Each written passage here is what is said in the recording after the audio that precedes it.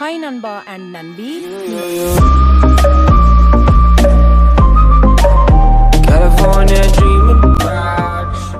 Plants Infotech சேனலை பார்த்துட்டு இருக்கிறீங்க. இன்று வீட்டில் ரோஜா செடி எளிதாக வளர்க்கலாம். எப்படி பாப்போம்.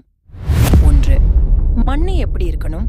ரோஜா செடிக்கு நல்ல களிமண், நாட்டு உரம், சும்மா சற்றே மணல் கலந்து எடுத்தா சூப்பரா வளரும். 2.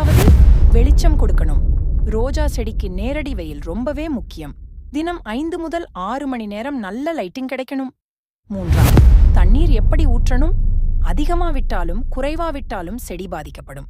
வாரத்துக்கு 2 முதல் 3 முறை மட்டும் தண்ணீர் ஊத்துங்க. 4. உரம் என் செடியை வெட்டணும். ப்ரூனிங். மாதத்துக்கு ஒரு முறை நாட்டு உரம் கொடுத்தா ரோஜா செடி ரொம்பவே நல்லா வளர்ந்திடும். பழைய இலைகளையும் வெட்டி போட்டா புது கிளைகள் வருகிறது. 5. பூச்சி பிரச்சனை வந்தா எளிமையான பூச்சிக்கொல்லி செட்டுக்கு ஸ்ப்ரே பண்ணலாம். அதுவும் இல்லைன்னா நாட்டு பசுமை மருத்துவம் தான் சூப்பர். இப்படி சின்ன சின்ன டிப்ஸஸ் ஃபாலோ பண்ணா வீட்லயே அழகான ரோஜா செடிகள் வளர்க்கலாம். இந்த வீடியோ பிடிச்சிருந்தா லைக் பண்ணுங்க, கமெண்ட் பண்ணுங்க, மறக்காம சப்ஸ்கிரைப் பண்ணுங்க.